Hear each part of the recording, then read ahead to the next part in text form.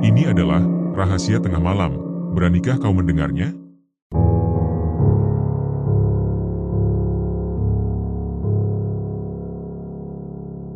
Di sebuah rumah tua yang megah dengan arsitektur bergaya Eropa, keluarga Arumi memulai kehidupan baru.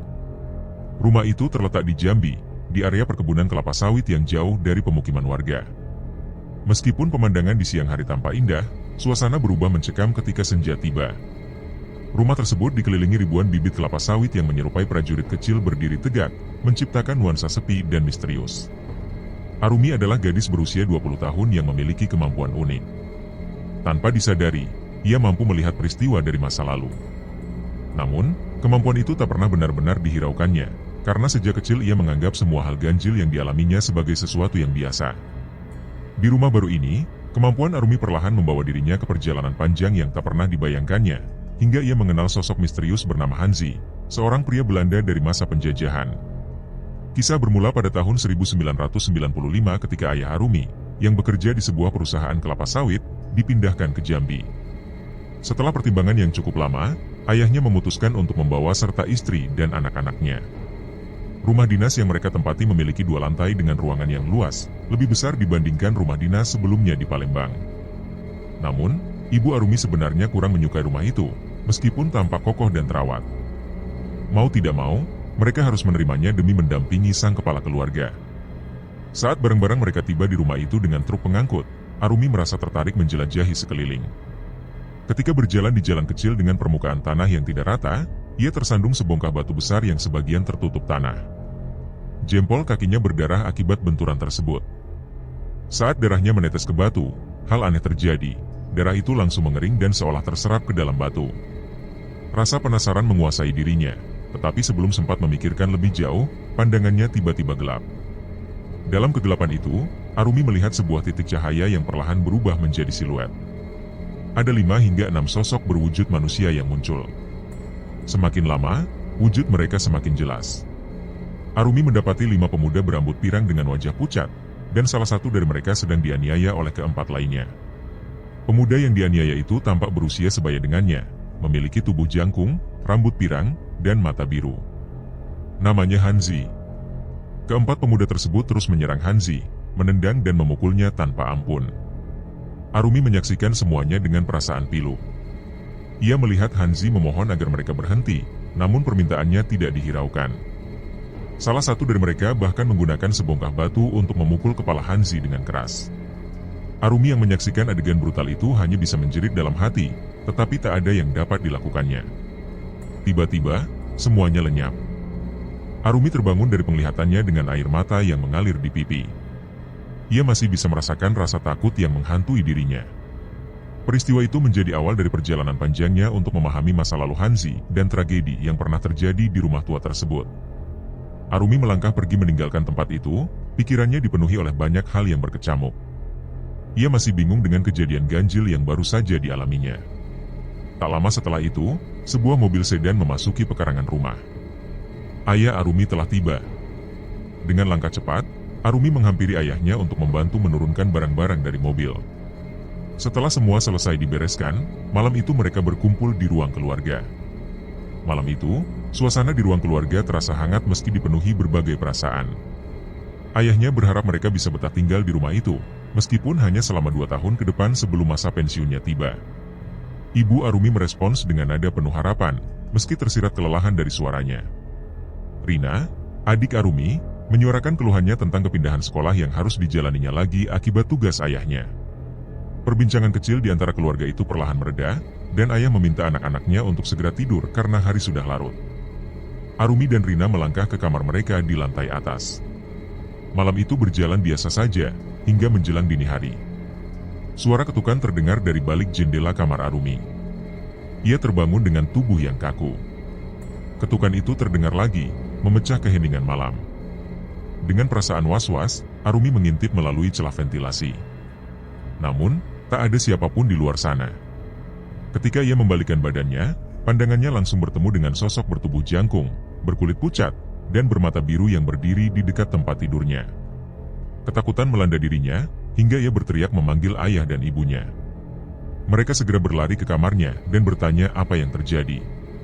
Arumi mencoba menjelaskan bahwa ia melihat sosok asing yang berdiri di dalam kamarnya, tetapi sosok itu menghilang begitu saja. Ayahnya mengira Arumi sedang bermimpi, sementara ibunya menenangkan dirinya dengan mengatakan bahwa itu hanya halusinasi akibat kelelahan. Namun, Arumi bersikeras bahwa apa yang dilihatnya benar-benar nyata. Setelah orang tuanya meninggalkan kamar, Arumi masih duduk termenung dengan tatapan penuh kewaspadaan. Dalam hening malam, suara lirih terdengar dari balik tirai jendela. Sosok jangkung itu muncul kembali, rambut pirangnya bergerak perlahan tertiup angin malam. Ia memperkenalkan dirinya sebagai Hanzi, dan mengatakan bahwa ia hanya ingin berteman. Meskipun merasa terusik, Arumi mendengarkan. Sosok itu menjelaskan bahwa dirinya telah lama berada di tempat itu, dan siang tadi Arumi tanpa sengaja mengetahui sedikit tentang masa lalunya. Hanzi mengungkapkan kesedihannya, bahwa arwahnya tidak pernah tenang karena sebuah tragedi yang merenggut nyawanya. Ia meminta Arumi mendengar ceritanya. Awalnya, Arumi menolak mentah-mentah dan mengusir Hanzi.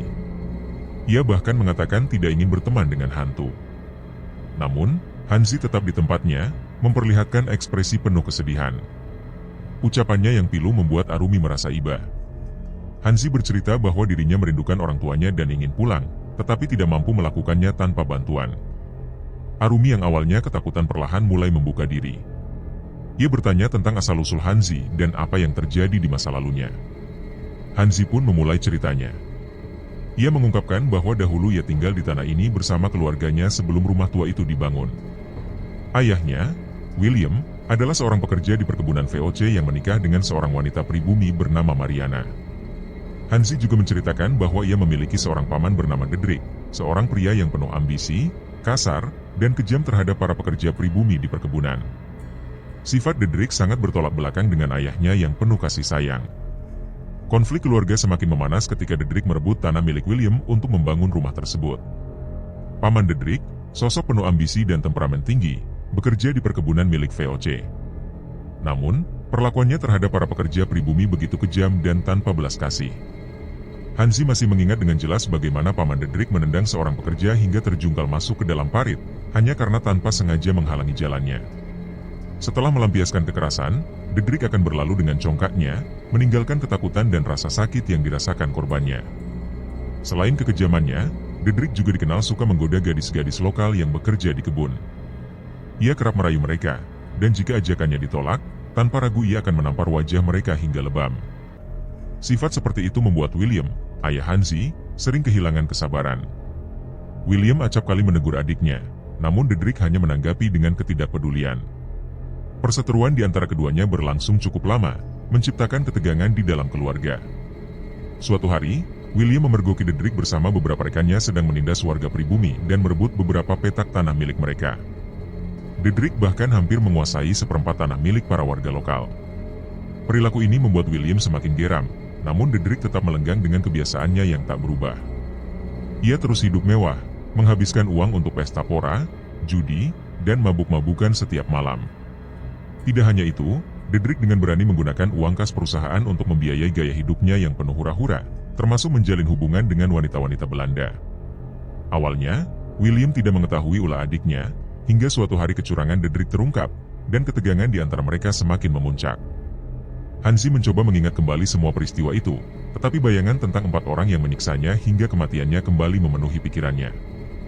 Ia merasa sakit, baik secara fisik maupun batin, setiap kali kenangan itu muncul. Arumi berusaha menguatkan Hanzi, meskipun tidak mudah untuk membuatnya berbagi kisah masa lalunya yang tragis. Hari berganti pagi, dan Ibu Arumi sedang sibuk di dapur menyiapkan sarapan untuk keluarganya. Tiba-tiba, ia merasakan tengkuknya merinding, seolah ada sesuatu yang memberi isyarat untuk berhenti bernyanyi. Nana, yang gemar menyanyi sambil memasak, merasa takut sekaligus bingung. Ia mencoba mencari tahu asal suara, namun tak menemukan apapun. Perasaan tidak nyaman itu membuatnya memanggil suaminya yang baru saja keluar dari kamar mandi. Meski suaminya menanggapi dengan santai, Nana tetap merasa ada sesuatu yang ganjil. Namun, demi mengalihkan pikirannya, ia melanjutkan aktivitas di dapur seperti biasa. Sementara itu, Arumi dan adiknya, Rina, terbangun. Ayah mereka telah berangkat kerja, sehingga ibu dan Arumi memutuskan pergi ke pasar. Rina yang malas bangun pagi akhirnya tertinggal di rumah sendirian. Saat sedang asyik menonton televisi, tiba-tiba terdengar suara keras dari lantai atas, seperti benda yang jatuh. Rina terkejut, namun rasa penasaran mengalahkan rasa takutnya. Ia berjalan menuju lantai atas untuk mencari tahu. Di sana, ia melihat seorang wanita berpakaian gaun panjang, model khas era kolonial Belanda. Sosok itu memiliki kulit putih dan rambut pirang kemerahan, sangat cantik, namun tingkah lakunya aneh. Wanita itu terlihat berulang kali menendang pintu dan menjatuhkan bungkusan kain dari tangannya. Rina membeku di tempat, merasa takut sekaligus bingung dengan apa yang dilihatnya. Ia tidak tahu harus berbuat apa, hingga suara motor terdengar di halaman. Ibu dan Arumi telah pulang dari pasar. Arumi melihat Rina berdiri terdiam di lantai atas. Ia memanggil adiknya dengan suara pelan, tetapi Rina hanya melambaikan tangan, memberi isyarat untuk mendekat. Dengan rasa heran, Arumi naik ke lantai atas dan mengikuti arah pandangan Rina. Ketika Arumi melihat sosok wanita itu, tubuhnya merinding. Wanita itu tampak perlahan memudar dan akhirnya menghilang begitu saja. Arumi menyimpulkan bahwa wanita itu mungkin sedang mencari sesuatu yang hilang. Rina terkejut mendengar pernyataan kakaknya, yang terlihat memahami apa yang sedang terjadi. Baru kali itu Rina menyadari bahwa Arumi memiliki kemampuan istimewa, sebuah kemampuan untuk melihat hal-hal yang tak kasat mata.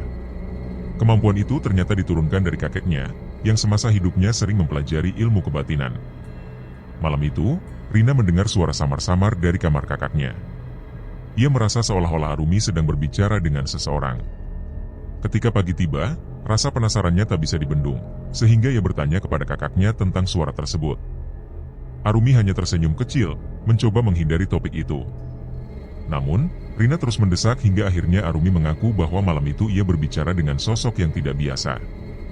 Ia bertemu dengan Hanzi, seorang lelaki Belanda dari masa lalu yang tiba-tiba muncul di kamarnya. Arumi menjelaskan bahwa awalnya ia sangat takut, tetapi lama-kelamaan perasaan takut itu memudar.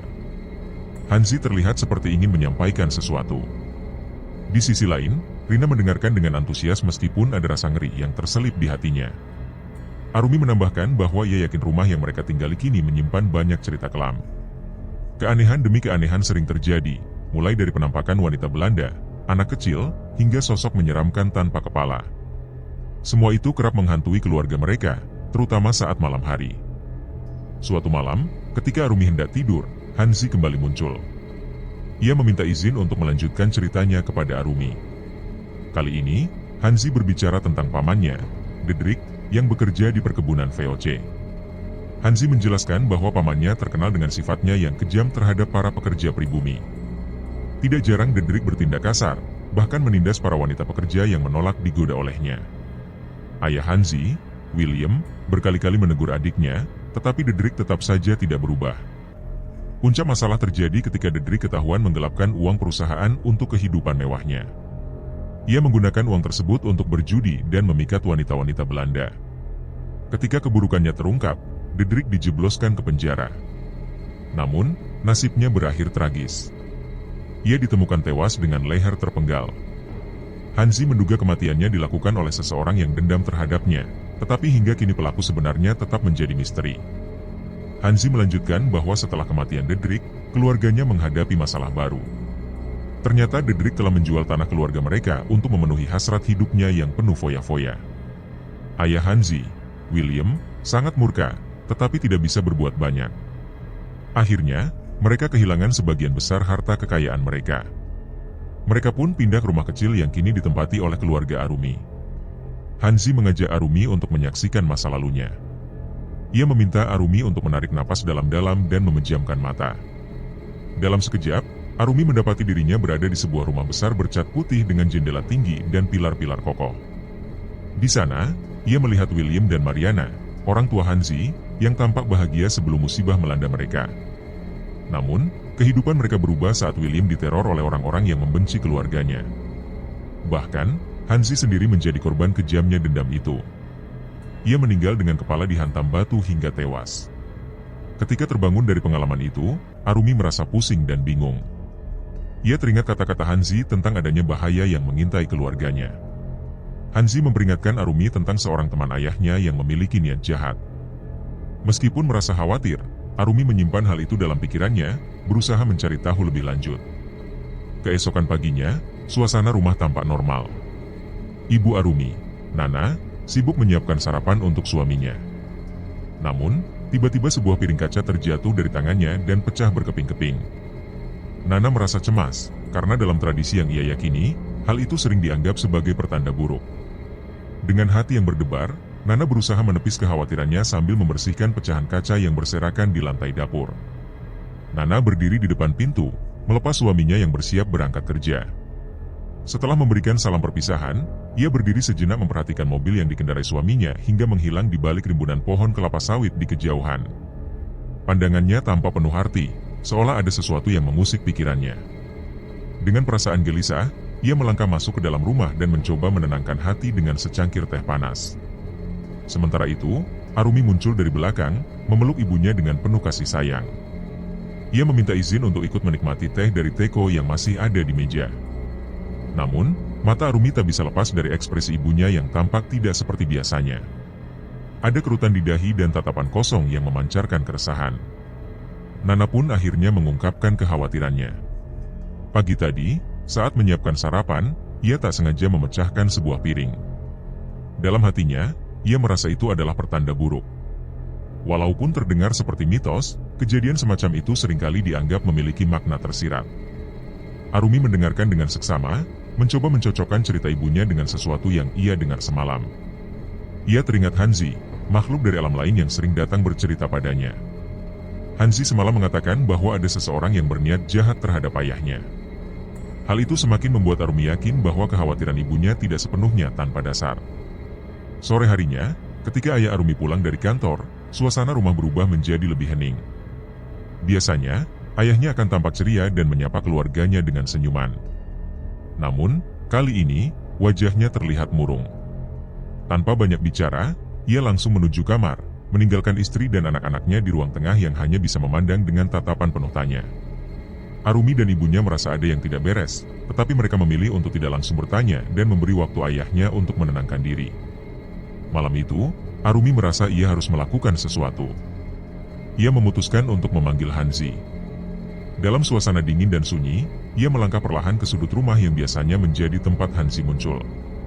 Benar saja, tak lama kemudian Hanzi menampakkan diri.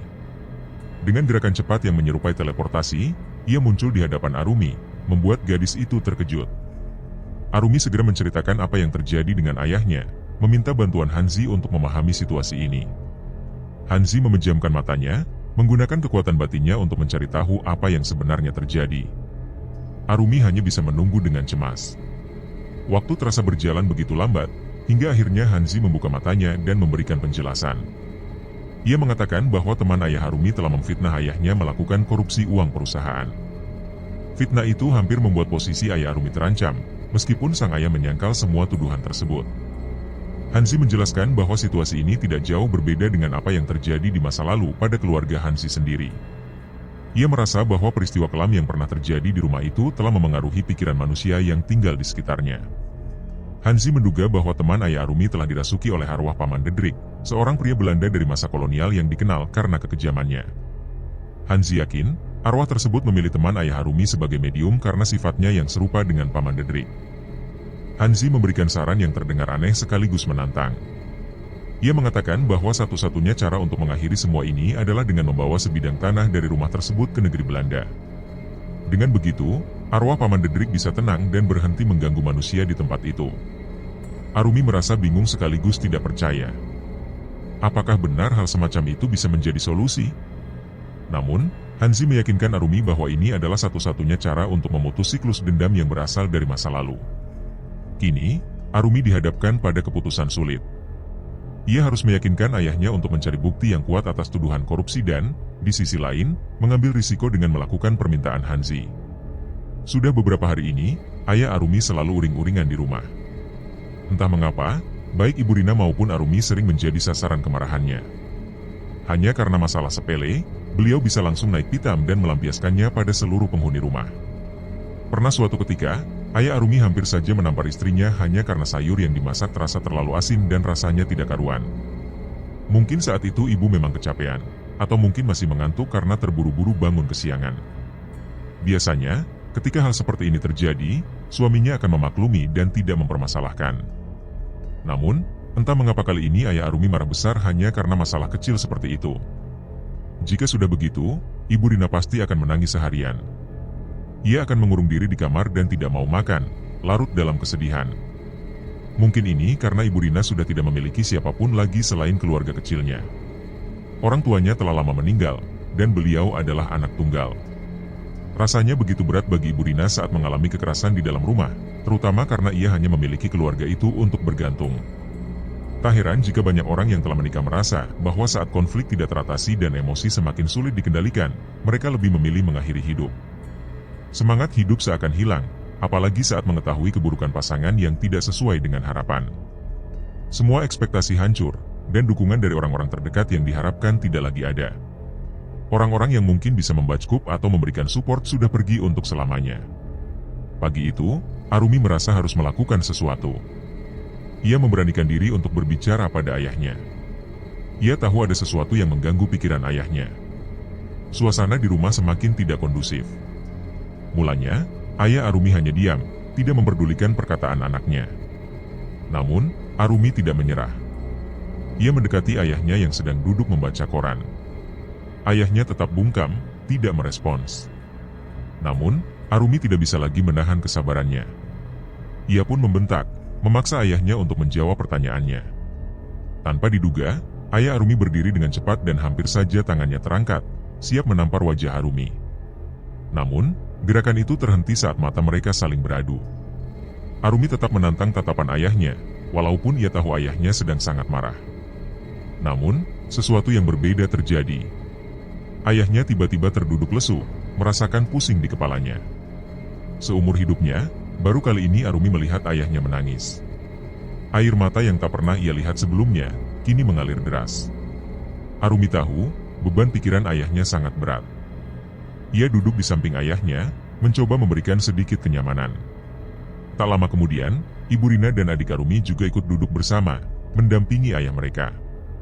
Perlahan, ayah Arumi mulai bercerita.